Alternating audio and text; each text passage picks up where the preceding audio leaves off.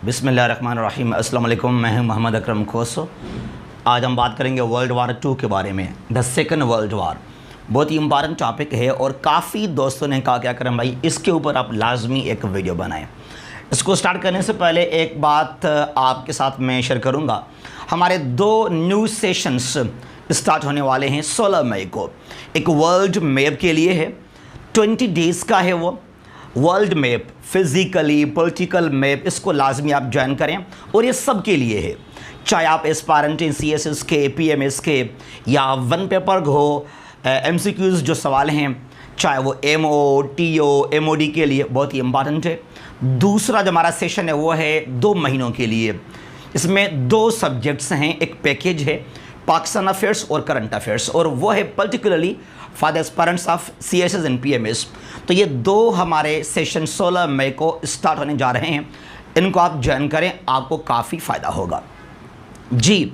World war 2, the second world war 1939 से start हुआ 45 तक। सितंबर का महीना है, सितंबर 1939 to 45।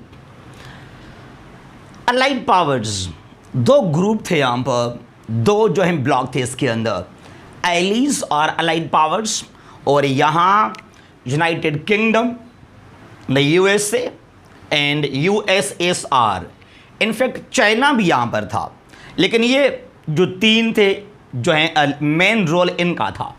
और UK का था वज़ीर आज़म विंस्टन चर्चिल, USA का सदर था शुरू में फ्रैंकलिन डी रोजवेल्ट, और आखिर में आ गया था ट्रूमन।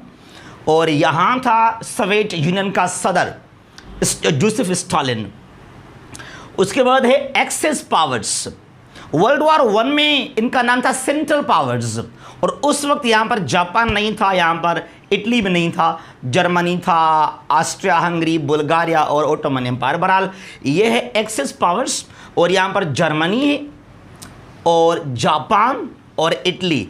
जर्मनी का था हिटलर, जापान का हिरोहिटो, इटली में था बेनितो मुसोलिनी, जो 2 बड़े डिक्टेटर्स थे उस वक्त, हिटलर और मुसोलिनी। तो ये एक्सेस पावर्स और यहाँ थे ये अलाइड पावर्स। कुछ मेन चीज़ें हैं जो इवेंट्स हुए थे, ज़रा उनको हम देख लेते हैं। Germany attacked Czechoslovakia. मार्च 1939 में जर्मनी ने हमला किया था चेकोस्लोवाकिया के ऊपर। याद कीजिएगा, चेकोस्लोवाकिया आजकल 2 कंट्रीज हैं, जमहूरिया चेक रिपब्लिक, दूसरा स्लोवाकिया। पहले ये एक था। तो देखा जाए तो वर्ल्ड वार 2 का आगाज यहां से हो गया, मार्च महीने से। इसको लेकिन काउंट नहीं करते हैं, ठीक है ना। अब काउंट इसको कहां से करते हैं वर्ल्ड वार 2 को? ये जर्मनी ने जब हमला किया, जर्मनी अटैक्ड पोलैंड, यहां से वर्ल्ड वार 2 का फॉर्मली तौर पर आगाज है। September 1st 1939 when Germany attacked Poland on 1st September 39 यहां से हो गया वर्ल्ड वार 2 का आगाज। जर्मनी अटैक्ड सोवियत यूनियन, जून का महीना है 1941। शुरू में ना जर्मनी ने तकरीबन बहुत जो हैं विक्ट्रीज हासिल किए थे।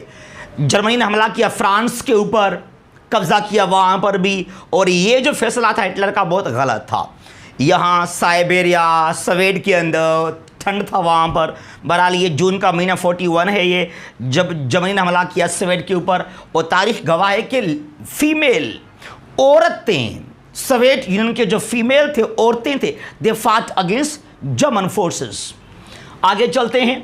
जापान अटैक्ड पेरल हार्बर।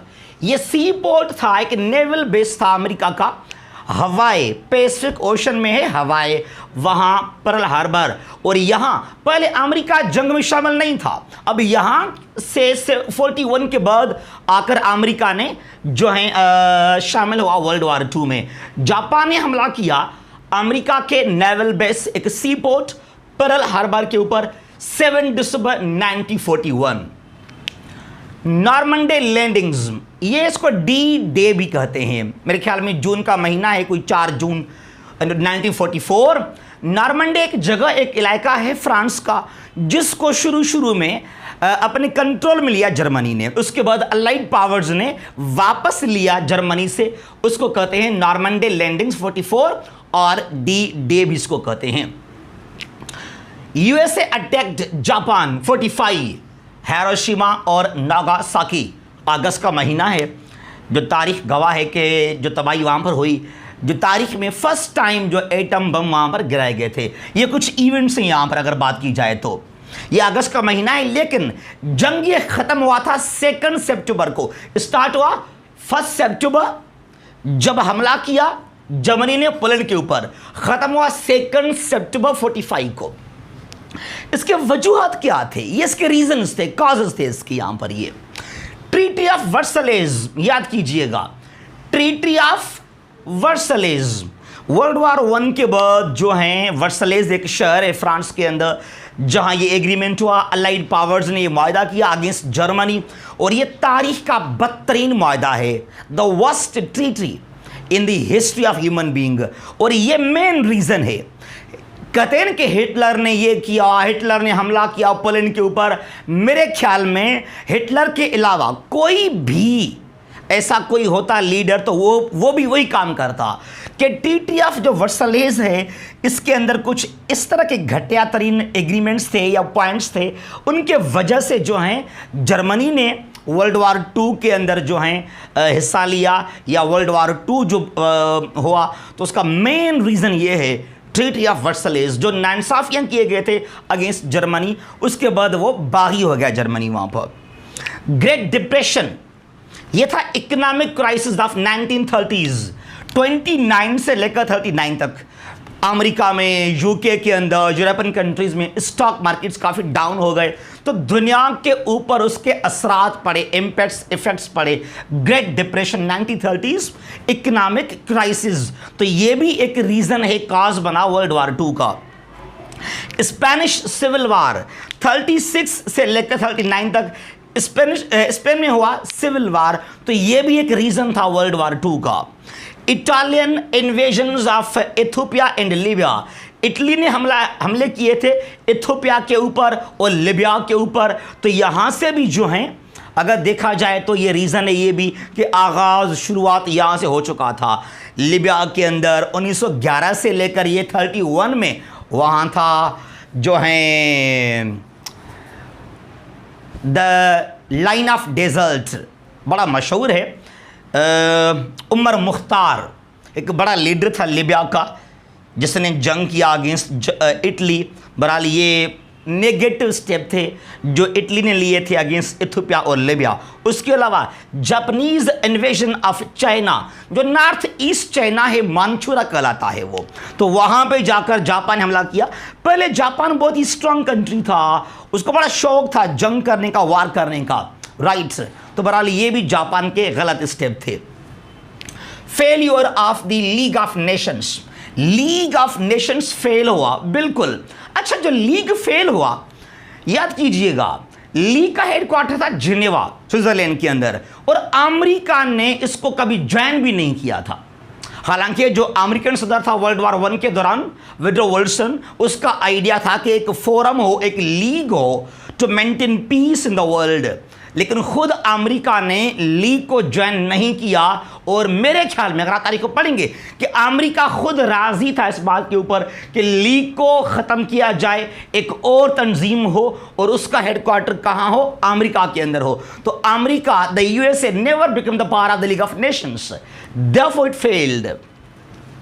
फेलियर ऑफ डिसआर्मामेंट मीटिंग्स और एफर्ट्स, जर्मनी या जो अलाइड पावर्स थे उनके मीटिंग्स हुए थे कि हम कम करें वेपन्स को, वो भी फेल हो गए थे वहाँ पर। Dictatorship, no doubt, Benito Mussolini, fascism या हिटलर, तो ये भी एक रीज़न था वहाँ पर वर्ल्ड वॉर 2 का। और आगे चलते हैं यहाँ पर। ये इफेक्ट्स क्या हुए, क्या जो हैं कॉन्सिक्वेंसेस क्या हुए, क्या असरात पड़े वर्ल्ड वॉर 1 के जो हैं। Dissolution of the league of Nations को डिसोल्व किया गया। लीग बना था वर्ल्ड वॉर 1 के बाद, और यहां पर लीग को डिसोल्व किया गया because league failed to stop the Second World War. उसके बाद है द यूएन फॉर्मेशन, यूएन को बनाया गया 24 अक्टूबर 45 को, द यूएन। उसके बाद ये चीज़ डीकॉलोनाइजेशन, जब यूएन बना 45 के बाद जो हैं दुनिया के अंदर जो पहले थे कॉलोनीज, जिस तरह बड़े सगीर पाकिस्तान तो पहले नहीं था, इंडिया था यहाँ पर, ये तो यहाँ भी कब्जा था अंग्रेज़ों का, यूके का, ब्रिटिश का यहाँ पर, चाहे वो अफ्रीका हो या साउथ अमेरिकन कंट्रीज़ हों। तो जो पहले कॉलोनीज थे दे बिकेम डीकॉलोनाइज्ड, यानी कि उनको आज़ादी वहाँ पर मिल गई। ये भी एक जो है एक इम्पैक्ट था वर्ल्ड वार 2 का। बाइपोलर वर्ल्ड, दो पावरफुल कंट्रीज इमर्ज हुए, सोवियत यूनियन और यूएसए। 45 से लेकर 91 तक जो कोल्ड वार का एरा है यहाँ पर, the world was bipolar because there were two powerful countries, America था और सोवियत था वहाँ पर। Cold war, the war without weapons, the war of diplomacy, the war of economy. और यहाँ पर तकरीबन जो सोवियत यूनियन और अमेरिका ने प्रॉक्सी वार के ज़रिए काफ़ी खुद को जो है यहाँ पर डैमेज भी किया अपने अपोनेंट्स को। उसके बाद है nuclear era, nuclear era, nuclear weapons, atomic age 45 में जब अमेरिका बना था world's first and only nuclear power. उसके बाद ये रेस दौर शुरू हो गया और आज दुनिया में तकरीबन 9 कंट्रीज हैं जो कि न्यूक्लियर पावर्स कहलाते हैं। 5 वीटो पावर्स हैं, उनके अलावा इंडिया है, पाकिस्तान, नॉर्थ कोरिया और इसराइल। अच्छा, उसके बाद जो मेन एंड मटीरियल, इंसान मरे, लोग मरे वहाँ पर, राइट। तो ये जो हैं कुछ काजेस थे, कुछ इम्पैक्ट्स थे वर्ल्ड वार 2 के, राइट। और यूएन हालांकि काफ़ी फेल भी है, लेकिन फिर भी यूएन ने काफ़ी हद तक वर्ल्ड वार 3 को रोका है। लेकिन जिस तरह आज यूक्रेन का मसला है या इंडो पैसिफिक के अंदर कुछ कॉन्फ्लिक्ट्स हैं, लग रहा है कि अल्लाह ना करे कहीं अगर वर्ल्ड वार 3 शुरू हो गया, याद कीजिएगा वर्ल्ड वार 1 में कोई भी एटॉमिक पावर नहीं था, इतना बड़ा लॉस नहीं हुआ। वर्ल्ड वार 2 में अमेरिका बन गया एक न्यूक्लियर पावर, लॉस हुआ। और आज कितने न्यूक्लियर पावर कंट्रीज भी हैं और वेपन्स भी बहुत ज़्यादा हैं। और अल्लाह ना करे अगर कहीं पर ये वर्ल्ड वार 3 लग जाए, बहुत मुश्किल होगा दुनिया के अंदर सरवाइव करना। फिर बहरहाल ये आज का टॉपिक है और काफ़ी फ्रेंड्स ने कहा करें भाई इसके ऊपर आप एक वीडियो बनाएं, तो ये है आपके लिए वर्ल्ड वार 2 देखने का। बहुत बहुत शुक्रिया, खुश रहें, सलामत रहें, अल्लाह हाफिज़। पाकिस्तान हमेशा जिंदाबाद।